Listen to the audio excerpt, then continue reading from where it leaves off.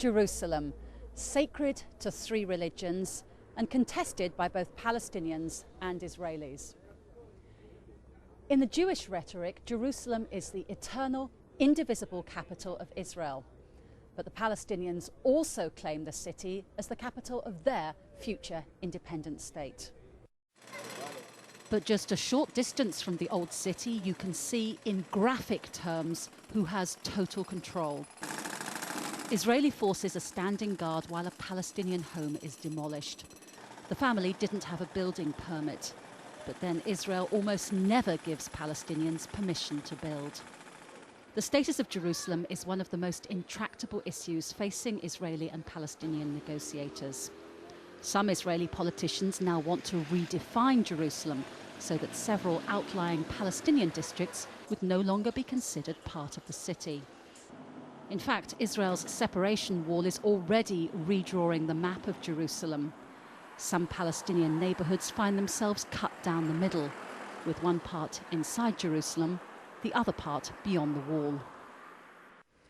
So the Israelis are suggesting that the Palestinians establish their capital here, in the refugee camps on the outskirts of Jerusalem. Which brings us to another highly emotive issue, refugees and their right of return. Most of the people living here come from Haifa, Jaffa, Akka, places that are now inside the state of Israel. And the Israelis are telling them they have to give up their dreams of returning home. It's not only the separation barrier that's redrawing the map. Illegal Israeli settlements built on occupied Palestinian land are changing the landscape. Nearly 500,000 Jewish settlers live in the West Bank and East Jerusalem. And that figure is growing as Israel embarks on more construction in defiance of international law and the roadmap for peace in the Middle East. Israel's persistence in building and expanding settlements is turning into a make or break issue for the process that began in Annapolis. The Palestinians are saying that unless Israel freezes all settlement activity, this new round of negotiations will be a complete non-starter.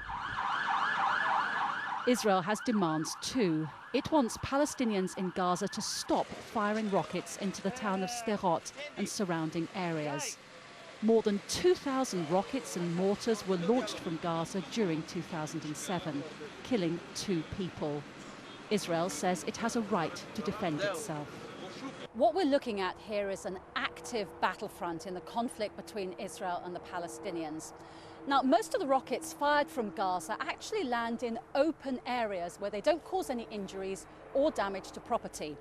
Nevertheless, the unrelenting bombardment has a huge psychological impact on Israelis, particularly here in the town of Sderot,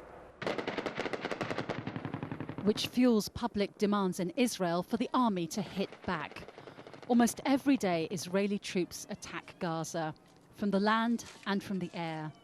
More than 300 Palestinians have died in these attacks over the past year. The big question in the coming year is whether the Israeli government will decide to launch a large-scale incursion. That would have a big cost in human life, overwhelmingly on the Palestinian side. Jacky Rowland, Al Jazeera, Jerusalem.